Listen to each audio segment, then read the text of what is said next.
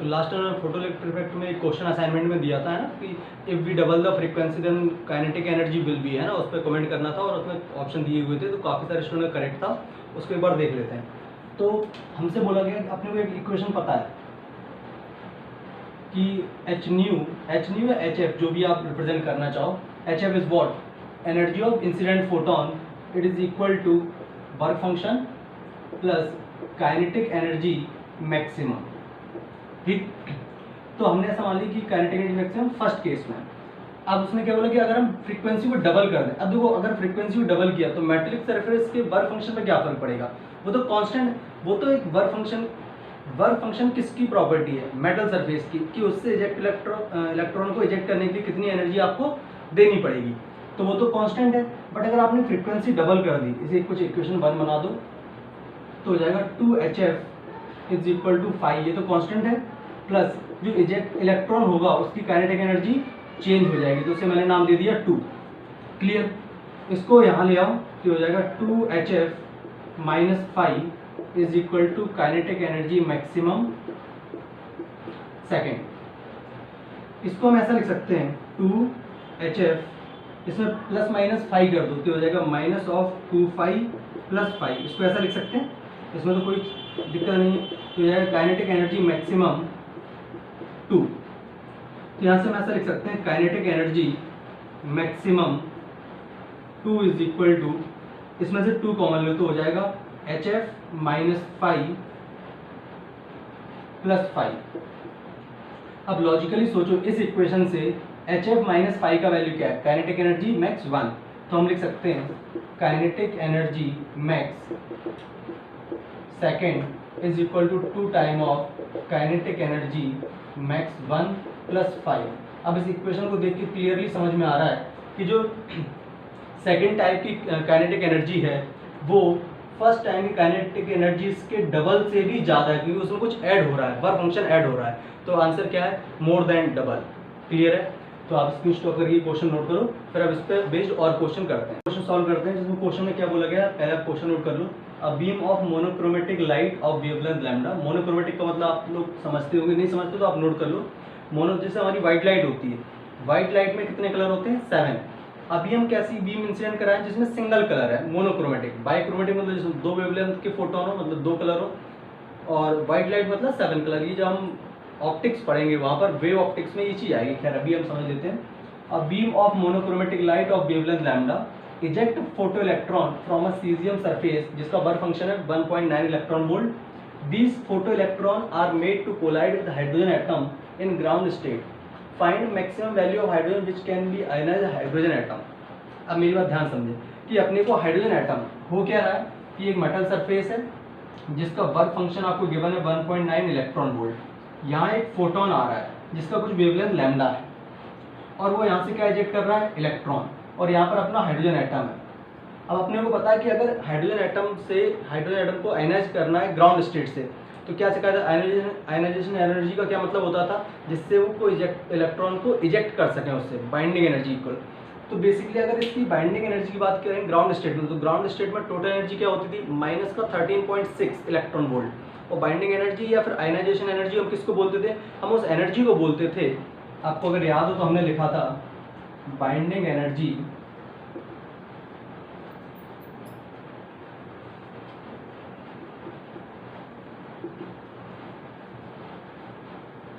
या फिर ionisation energy is equal to magnitude of total energy.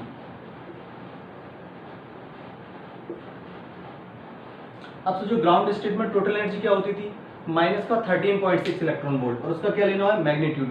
वही एनर्जी क्या होगी इसकी, आयनाइजेशन एनर्जी। इसका मतलब हाइड्रोजन एटम को तब इलेक्ट्रॉन इजेक्ट कर सकता है, ये इलेक्ट्रॉन क्या करेगा, यहाँ जाएगा, अपनी एनर्जी किसको ट्रांसफर करेगा, दूसरे इलेक्ट्रॉन को ट्रांसफर करेगा, और वो इलेक्ट्रॉन कहाँ क्या हो जाना चाहिए, इस हाइड्रोजन एटम को छोड़ के बाहर चला जाना। ऐसा तब हो सकता है जब इस इलेक्ट्रॉन की काइनेटिक एनर्जी एटलीस्ट उसके आयनाइजेशन एनर्जी मतलब 13.6 इलेक्ट्रॉन वोल्ट के इक्वल हो।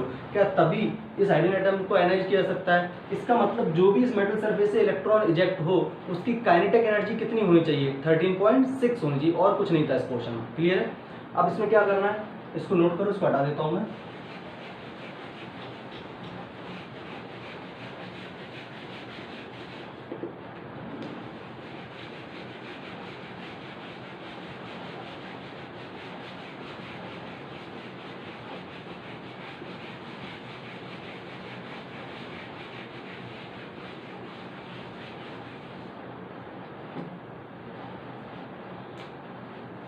तो हम क्या रखेंगे, H F is equal to, या एच एफ ये कैसे लिख सकते हैं, एच सी बाय लैम्डा, ये इंसिडेंट फोटोन की एनर्जी होगी, it is equal to work function plus kinetic energy of ejecting electron, है ना। ये लैम्डा अपने को चाहिए, तो एच सी अपॉन लैम्डा को भी एज इट इज रहने दो। बेसिकली ये क्या चीज है, एनर्जी ऑफ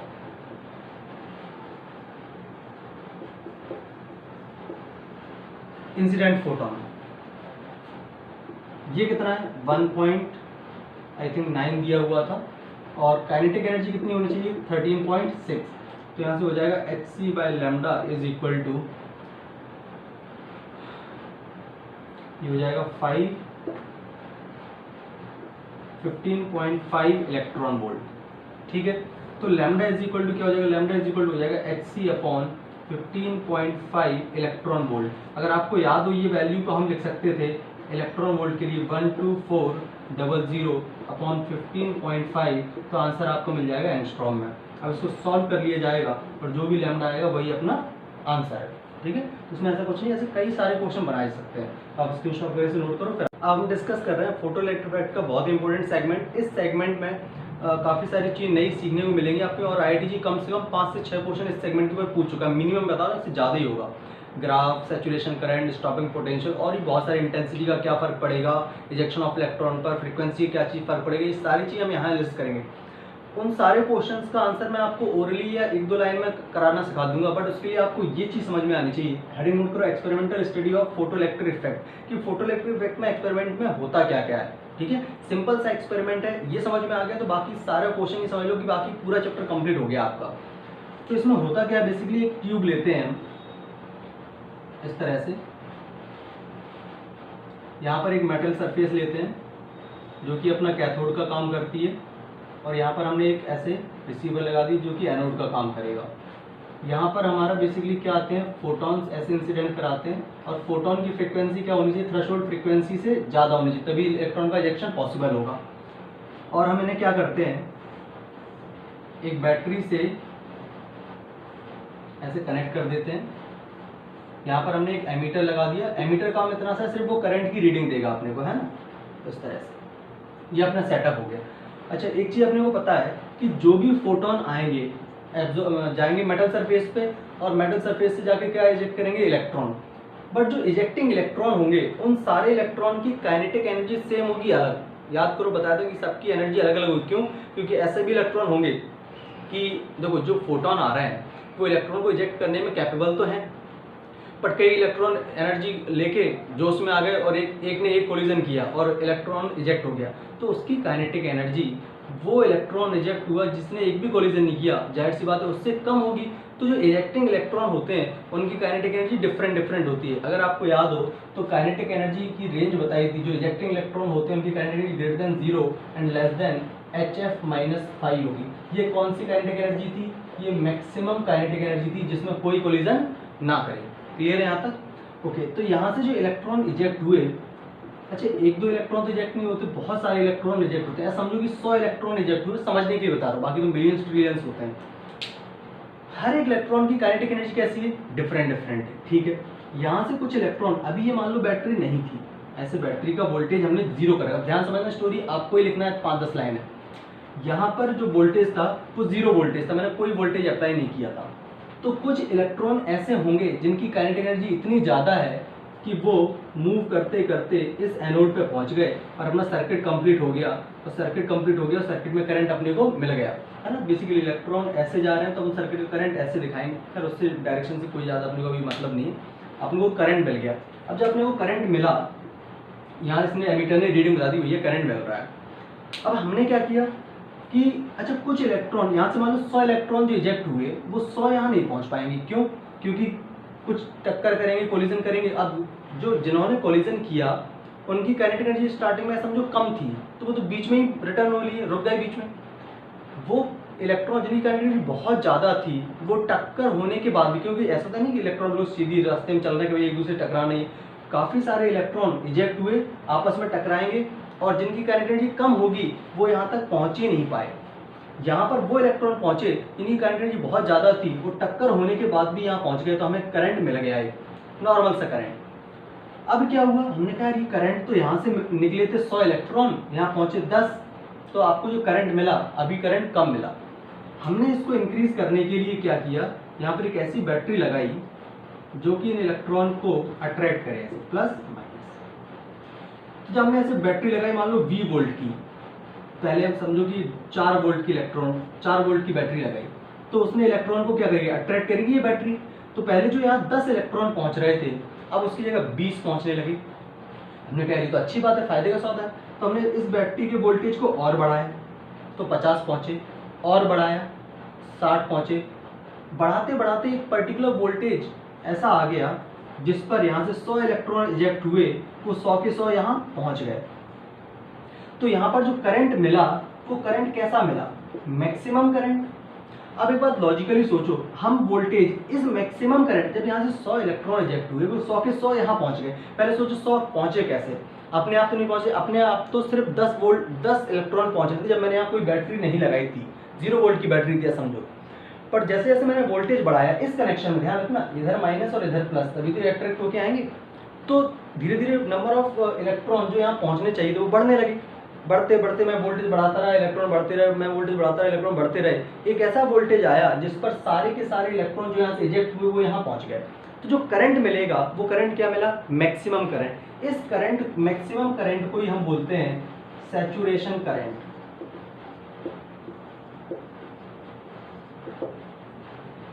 अब इसे सैचुरेशन करंट क्यों बोलो, ये करंट आने के बाद सोचिए 100 इलेक्ट्रॉन थे, 100 यहाँ पहुँच गए। अब वोल्टेज कुछ भी बढ़ाते रहो, कितना भी करते रहो, इस सैचुरेशन करंट पे क्या फर्क पड़ेगा, कुछ नहीं। अरे मान लो 50 वोल्ट पर 100 इलेक्ट्रॉन निकल रहे हैं, 100 यहाँ पहुँच रहे हैं। अब आप 50 से 70 कर दो, 70 कर दो, 80 कर दो, 90 कर दो, क्या हुआ, कुछ भी नहीं, क्योंकि 100 इलेक्ट्रॉन थे वो 100 यहाँ पहुँच गए, अब तो कुछ हो ही नहीं सकता। इसलिए इस करंट को हम क्या बोलते हैं, सैचुरेशन करंट बोलते हैं। अब सैचुरेशन करंट की डेफिनेशन खुद से लिखना है आपको। What do mean by saturation current, कि वो करंट की वो मैक्सिमम वैल्यू जिसके ऊपर वोल्टेज को इंक्रीज करने पर करंट में और कोई चेंजेस नहीं आते, known as saturation current. Although मैं सैचुरेशन करंट की जो डेफिनेशन होगी वो चैप्टर लेक्चर के लास्ट में या यहीं के बीच में सेट कर दूंगा, तो आपसे नोट कर लेना। बाकी आपको फील आनी चाहिए what do mean by saturation current. I hope आपको क्लियर होगी। सैचुरेशन करंट का मतलब ये है कि जितने इलेक्ट्रॉन यहाँ से इजेक्ट हो रहे थे कि वो सारे के सारे, चाहे उनकी काइनेटिक एनर्जी बहुत ही कम क्यों ना रही हो इजेक्शन के बाद, वो भी यहाँ पहुँच गए, उस करंट को हम बोलेंगे सैचुरेशन करंट। क्लियर है? ओके, तो एक तो सैचुरेशन करंट का पॉइंट ये हो गया। दूसरा हमने इसमें एक चीज़ समझी कि हमने अगर बैटरी की पोलैरिटी, आप इसमें स्टॉप करिए, पहले सैचुरेशन करंट और यहाँ तक की स्टोरी नोट कर लो, इसके आगे बढ़ना। अब हमने क्या किया, हमने बैटरी की पोलैरिटी थोड़ी चेंज कर दी। हमने इस बार इधर प्लस रखा और इधर माइनस रखा। अब सोचो क्या होगा, ये बैटरी यहाँ इलेक्ट्रॉन को आने का सपोर्ट कर रही है, अपोज कर रही है। क्या क्लियरली समझ में आ रहा है, ये अपोज कर रही है, ये नहीं चाहती कि यहाँ पर कोई इलेक्ट्रॉन पहुँचे। तो जब आपने यहाँ 10 इलेक्ट्रॉन पहुँच रहे थे अपने आप, यहाँ से 100 निकल रहे थे, 10 पहुँच रहे थे अपने आप, यहाँ कौन पहुँच रहा था, सबसे ज़्यादा पॉसिबिलिटी किसकी थी, जिसकी काइनेटिक एनर्जी सबसे ज़्यादा थी। मैंने अपोजिट सेंस में वोल्टेज को बढ़ाया, तो जब ये वोल्टेज, तो ये नेगेटिव टर्मिनल से, तो ये इलेक्ट्रॉन के यहाँ आने का क्या करेगा, अपोज। हम बढ़ाते रहे वोल्टेज, तो यहाँ 10 पहुँच रहे थे, अब पहुँचे यहाँ पर 6, और वोल्टेज अपोजिट बढ़ाया तो यहाँ पर पहुँचे 4, और बढ़ाया 3, 2, 1, लास्ट में 0। सो जो सबसे लास्ट में कौन सा इलेक्ट्रॉन रुकेगा, जो सबसे पागल होगा वो कहेगा नहीं भैया मुझे रोक के दिखाओ, मैं तो मैक्सिमम काइनेटिक एनर्जी का इलेक्ट्रॉन हूँ। तो सबसे ज़्यादा मेहनत किस इलेक्ट्रॉन को रोकने में करनी पड़ेगी, सबसे ज़्यादा वोल्टेज आपको लगाना पड़ेगा उस इलेक्ट्रॉन को रोकने में जिसकी काइनेटिक एनर्जी सबसे ज़्यादा है, जो मेटलिक सरफेस से एनर्जी देकर इजेक्ट हो गया, उसने कोई कोलिजन नहीं किया। तो जो मैक्सिमम काइनेटिक एनर्जी का इलेक्ट्रॉन भी होगा वो भी यहाँ नहीं पहुंच पाए, तो ऐसे वोल्टेज को बोलते हैं स्टॉपिंग पोटेंशियल, स्टॉपिंग वोल्टेज या स्टॉपिंग पोटेंशियल।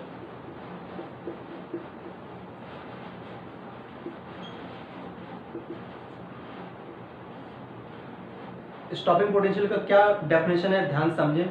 वो पोटेंशियल जिसको अप्लाई करने पर काइनेटिक मैक्सिमम काइनेटिक एनर्जी का इलेक्ट्रॉन भी एनोड पर नहीं पहुंच पाता है, that particular voltage is known as stopping potential. और इसकी पोलैरिटी कैसी होती है, अपोजिट होती है, मतलब रोकने की होती है, इसलिए इसे नेगेटिव साइन से रिप्रेजेंट करते हैं। क्लियर है? तो आई होप आपको दो डेफिनेशन अब याद समझ में आ गई होगी। सैचुरेशन करंट का क्या मतलब है, तो सैचुरेशन करंट का क्या मतलब है कि जब जो इलेक्ट्रॉन, जो मैक्सिमम इलेक्ट्रॉन कैथोड से निकले, वो सारे के सारे इलेक्ट्रॉन जब एनोड पर पहुंच जाएंगे तो जो हमें करंट का वैल्यू मिलेगा वो मैक्सिमम करंट मिलेगा, उस मैक्सिमम करंट को हम क्या बोलेंगे, सैचुरेशन करंट। और स्टॉपिंग पोटेंशियल का क्या मतलब है, वो पोटेंशियल जिसको अप्लाई करने पर मैक्सिमम काइनेटिक एनर्जी का इलेक्ट्रॉन भी एनोड तक नहीं पहुंच पाता है, उस पोटेंशियल को स्टॉपिंग पोटेंशियल बोलते हैं और इसे नेगेटिव साइन से रिप्रेजेंट करते हैं। क्लियर है इतनी? ये आप चीज नोट करो, फिर आगे बढ़ते हैं।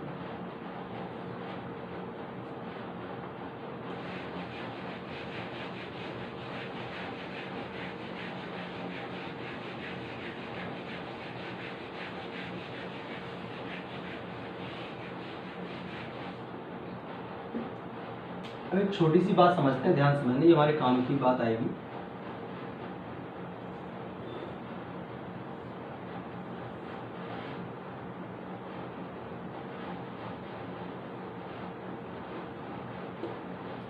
ये कोई पोटेंशियल है अपना Vs, स्टॉपिंग पोटेंशियल। यहां से जो इलेक्ट्रॉन निकल रहा है वो कहां पहुंच रहा था, यहां पर। अच्छा, अब एक बात लॉजिकली सोचो, स्टॉपिंग पोटेंशियल का तो ये प्लस हो गया, ये माइनस हो गया। यहां से जो इलेक्ट्रॉन निकला उसकी काइनेटिक एनर्जी मैक्सिमम थी, और यहां पर अगर आपको याद हो ये 20 वोल्ट की बैटरी है, तो इसे हम क्या बोल सकते हैं, इसका पोटेंशियल होगा 0 और इसका पोटेंशियल क्या होगा, Vs। और अगर हम पोटेंशियल एनर्जी की बात करें तो पोटेंशियल पता हो और पोटेंशियल एनर्जी निकालनी हो तो चार्ज से मल्टीप्लाई कर दोगे तो यहाँ पर आ जाएगा माइनस ऑफ EVs। ये आपको क्लियर है? ये कैसे लिख दिया, ये U क्या है, पोटेंशियल एनर्जी।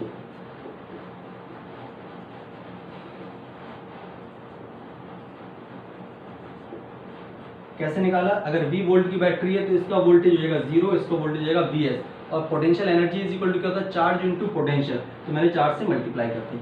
और मैं क्या चाहता हूँ, जब स्टॉपिंग पोटेंशियल अप्लाई करूं तो मैक्सिमम काइनेटिक एनर्जी का जो इलेक्ट्रॉन था यहाँ पर उसकी काइनेटिक एनर्जी क्या हो जानी चाहिए, 0। यही तो चाहते थे आप। तो आप इसमें क्या लिख सकते हो, ध्यान, एनर्जी तो कंजर्व है, तो कंजर्वेशन ऑफ एनर्जी से हम ये लिख सकते हैं maximum kinetic energy minus of EVs। हम ऐसे लिख रहे हैं, kinetic energy initial plus potential energy initial is equal to K final plus U final. तो यहाँ क्या हो जाएगा, 0 प्लस 0। तो maximum kinetic energy is equal to क्या लिख सकते हैं हम, EVs। ये बहुत ही इंपॉर्टेंट फॉर्मूला, याद रखना इसको, बहुत काम में आएगा।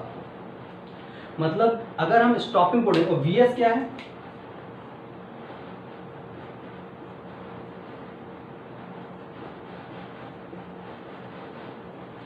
स्टॉपिंग पोटेंशियल, ठीक है। अब आप समझो कि ये फॉर्मूला क्या बन गया, मैक्सिमम काइनेटिक एनर्जी को लिखने का एक और तरीका आ गया, EVs। Vs is what, stopping potential, और E क्या है, इलेक्ट्रॉन का बेसिकली चार्ज। अब एक बात लॉजिकली सोचो, जैसे मैंने बोला, आप यहाँ जो मैं बोल रहा हूँ उसको नोट कर लेना स्टार मार्क करके। If a electron has a stopping potential 2 volt, note करो जो मैं बोल रहा हूँ, if a electron has a stopping potential 2 volt then its maximum kinetic energy will be 2 electron volt due to this. Kinetic energy का maximum value कितना है, E time of Vs। तो अगर मैंने बोला कि एक इलेक्ट्रॉन के लिए स्टॉपिंग पोटेंशियल, रोकने वाला पोटेंशियल 4 वोल्ट है, ऐसा समझो, कितना वोल्ट, 4 वोल्ट, तो उसका स्टॉपिंग पोटेंशियल अगर 4 वोल्ट गिवन है तो मैं ये समझ जाऊंगा कि ये वो इलेक्ट्रॉन है जिसकी maximum kinetic energy 4 electron volt रही होगी। क्लियर है? ठीक है, आई होप आपको समझ में आ गया होगा। तो आप ये नोट करो, फिर आगे बढ़ते हैं।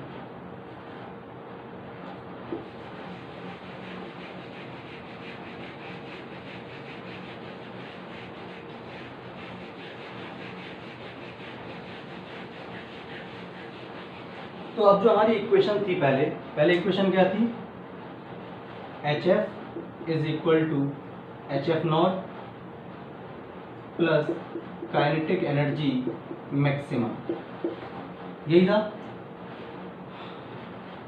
इसको हम ऐसे लिख सकते हैं, kinetic energy maximum is equal to HF minus of HF naught. इस चीज को अभी भी हमने देखा, हम लिख सकते हैं E time of Vs is equal to HF minus HF naught. तो stopping potential Vs is equal to आ गया HF by E minus HF naught by E। अब आप इस इक्वेशन को ध्यान से देखो तो ये कैसा रिलेशन दिख रहा है आपको, Vs और फ्रीक्वेंसी में बात करें, ये तो कांस्टेंट टर्म है क्योंकि F not is what, threshold frequency, तो मेटेलिक सरफेस का प्रॉपर्टी है।